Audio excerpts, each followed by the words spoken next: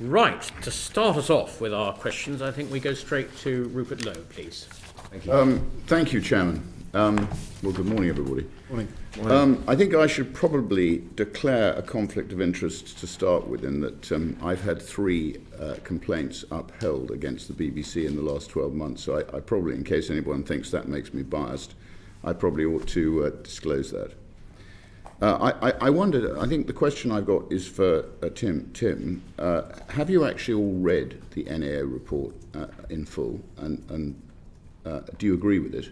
Absolutely. No, I've read it in full because working with the NAO, and I thank the NAO for the report. We've actually, I think over the course of the last few years, we've really worked very hard to get our operational delivery and grip to a different level, and the NAO is helpful.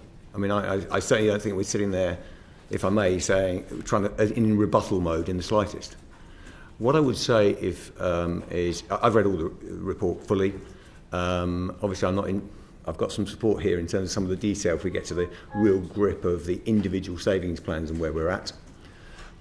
We fully agree with the analysis. There are bits where we would say, okay, there's some learnings there. We might have a gentle pushback in terms of how the process worked. But overall, we agree with it. And I think if you step back from it, what it says at a top-line CEO level, first thing I would say is these are we should talk about it, I'm sure we will, in terms of the tough, whatever the word is, envelope for the finances of the World Service.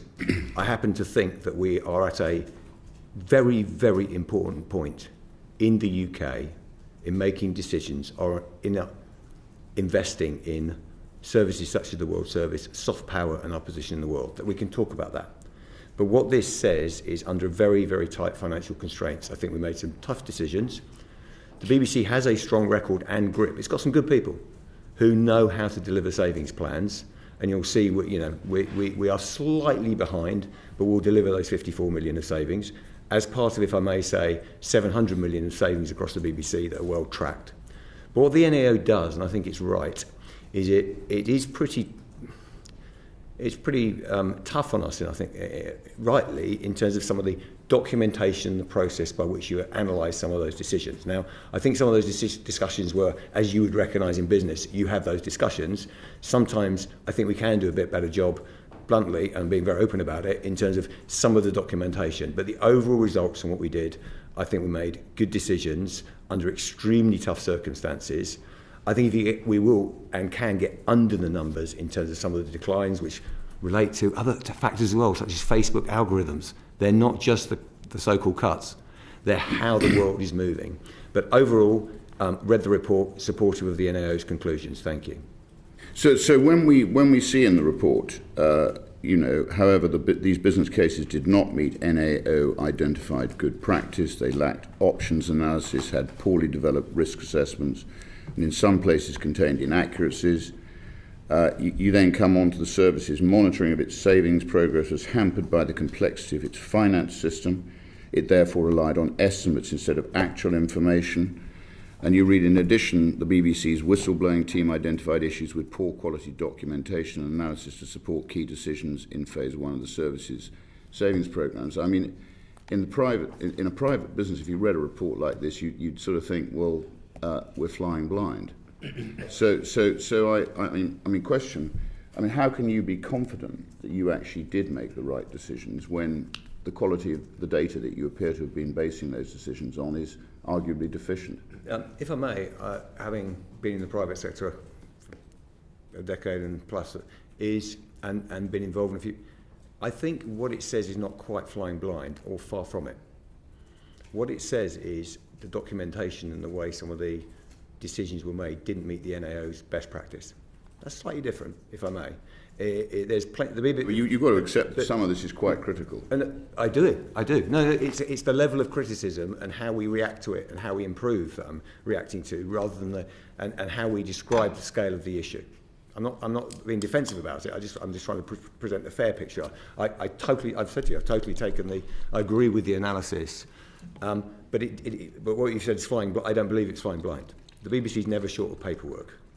Okay, I've tried. Too much paperwork can be confusing, can't correct. It? And I've actually, and I can actually give you one of the things I've done over my tenure is reduce the amount of paper flying around the BBC.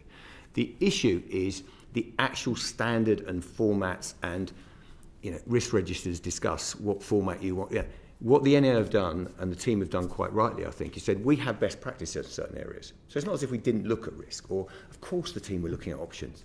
They're concerned, like everyone around this committee, if you're trying to find money, where do you do it with least impact? They were looking at particular audience metrics. I'll give you some specifics. So they were looking at audience metrics, very carefully at options.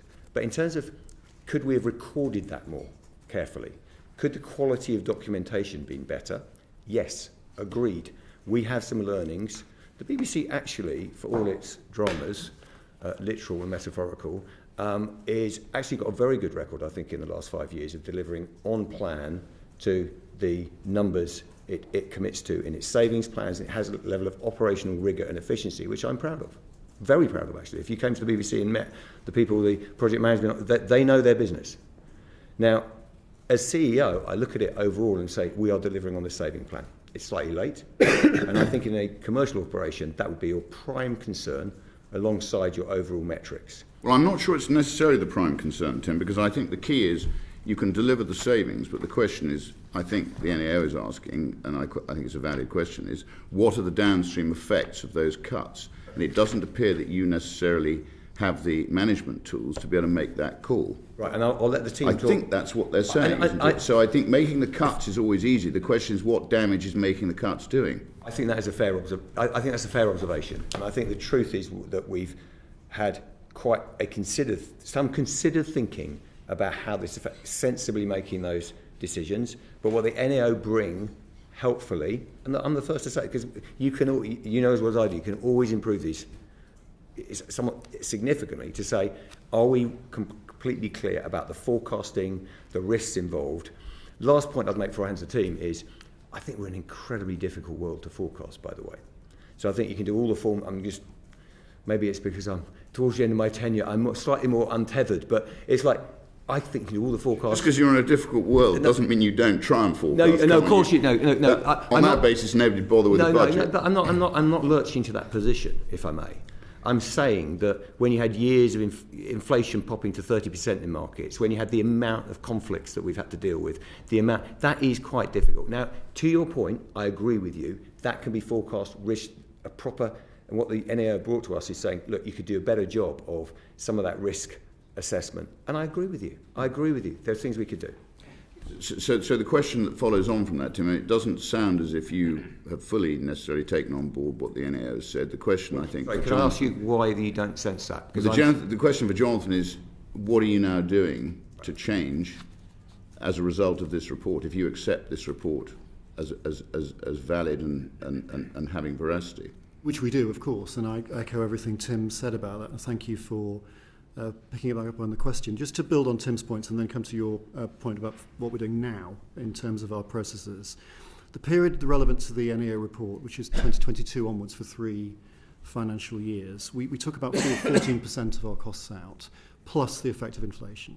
So that's a considerable chunk of our money, and we're delivering all of those savings by about 2 months from now. The turn of the financial year coming up will have delivered them all. So there's a time lag compared to what we hoped to do, but the savings will all come out. That time lag is caused, I think, by a number of things. There are clearly lessons in the paperwork process, benchmarking, which are identified, as you rightly say, in the NAO report, and we agree with all of the points that the team have made there. But there are other factors which I think are sort of slightly less dry, and they're important to bring into the room. So, as Tim mentioned, we talk a lot about costs relative to previous budgets, and we often talk about real terms rises or cash flat rises, and we're talking then about the relative settlement for UK inflation purposes. UK inflation is a pretty minor factor in world service forecasting, so we do forecast for these things, but when you have a global inflation peak, which in 3 of our key markets pushed inflation in Lebanon, where we have a significant base in the period relevant to the NAO report, to 45%, 38% in Egypt, 30% in Nigeria. Very few businesses have got enough elasticity, particularly when you're spending and accountable for public money, to really forecast for that inflationary surge. So inevitably we had to move some money around in the 3-year period in order to ensure that we weren't taking money out of the front line of coverage. Secondly, the beginning of this period coincided almost bang on with the invasion of Ukraine by Russia. That was a massive story. Now, stories are what we do, and it's reasonable to say, well, surely you forecast for news stories, and we do that. But when the news story results in having to lift and shift the whole of the Russian language service from Moscow to Riga for their own safety, their own legality, that's a very significant cost. It also makes it almost impossible at the same time to deliver a structural saving against a preordained timeline, because it might be the right thing to do, but the wrong time to do it. So those are factors that mean that the elasticity of our budget planning just has to be a little bit more fluid than perhaps in a less volatile business. And the third factor, and this is also important to your point about future-proofing the system, all of the 3 years was subject to 1 year by year funding settlements from the Foreign Office. That is actually no way to run a long-term business strategy. We're sitting here on January the 8th, is it?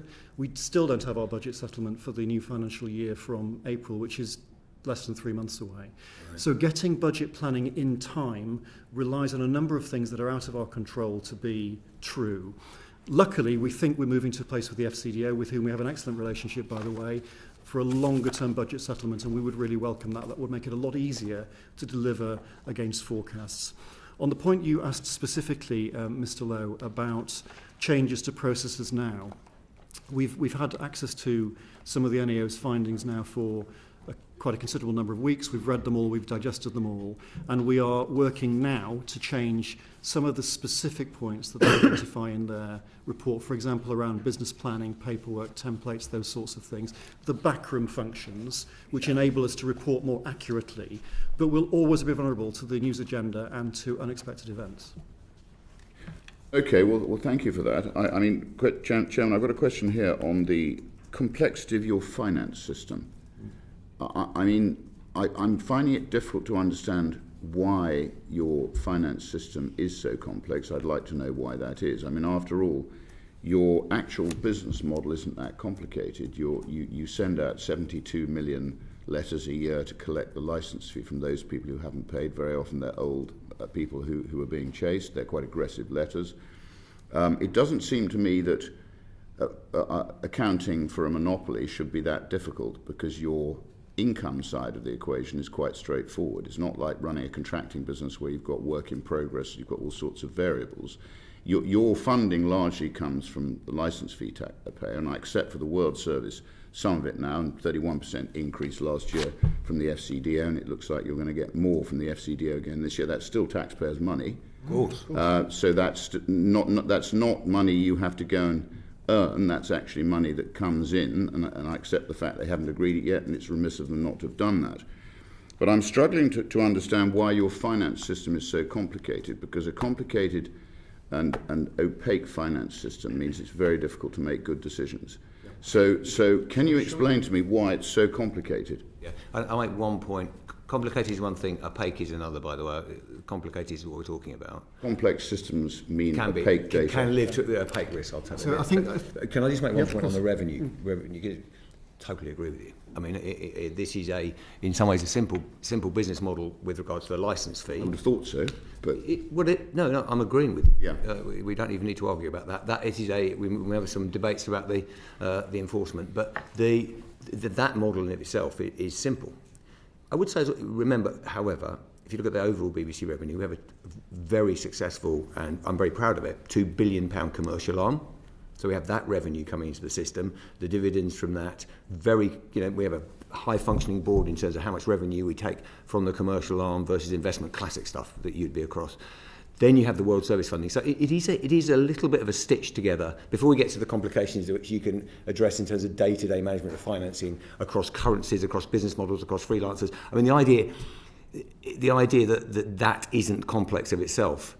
There is a degree of complexity having run commercial organisations that is there. It's not just simple as, get the licence fee in and spend it when it comes to international and global operations. I've got your point, by the way, and it's a fair one. It's actually one of the things that's enabled us to go after savings so clearly, which is one thing we're blessed with, is the long-term some degree of certainty over revenue, and the simple nature of the licence fee allows you to plan for the long term and do the right things for the UK.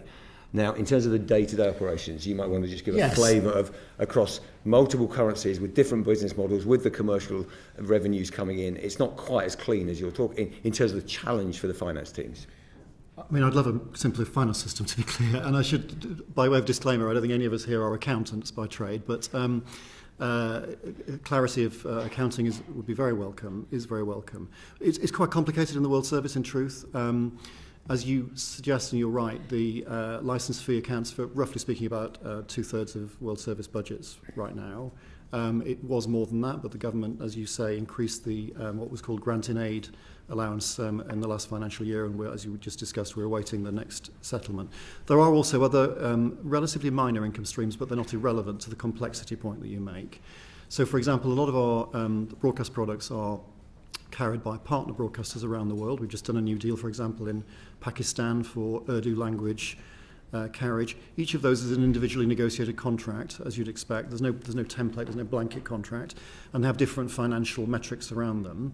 For the avoidance of doubt, we don't pay those carriage partners to get on the air. Other rival international broadcasters do that. We don't do that. We don't think that's an appropriate use of public money. But each of them has a different ebb and flow about the commercial revenue that attaches to those contracts. And then there is a small income, and it is small, of the commercial return on the World News Channel, where there are commercial breaks that are shown outside the UK. So it's not quite as simple as just licence fee and FCDO, though those two are easily the biggest of those shares. Yeah. Okay. One other point I'd make is we also have, we're a 100-year-old organisation that's had offices around the world, and I think we do need further investment in terms of our finance systems. This is not that I think we've got a big issue as such, but in terms of efficiency, and to your point about seeing things quickly and clearly, could we do better? Of course we could. I mean, one of the things we do with obviously we've got our annual review, the accounts with the NAO, very robust process, works well, like any it's verging on the normal to have just, us look in detail, look at where the exceptional items are. One of the things coming through that is we have too many people our record is good, by the way, so we're not sitting on anything that I'm saying we don't know what's going on in that area, or we've found things we've uncomfortable with. We've actually dealt with it, I think, really well. We've got good grip over the finances. That's different to complication or being able to see things quickly and make the right decisions well. There, I think we have got some opportunities, and I think there's not a company in the world, I'm sure, if you take whether it be the civil service or anything, there's probably common issues here in terms of a lot of our finances sit on manual spreadsheets that then get input into the system. We rely a lot on people locally putting stuff together, then putting it into the system. There's all that kind of work to be done. We're in the midst of that work.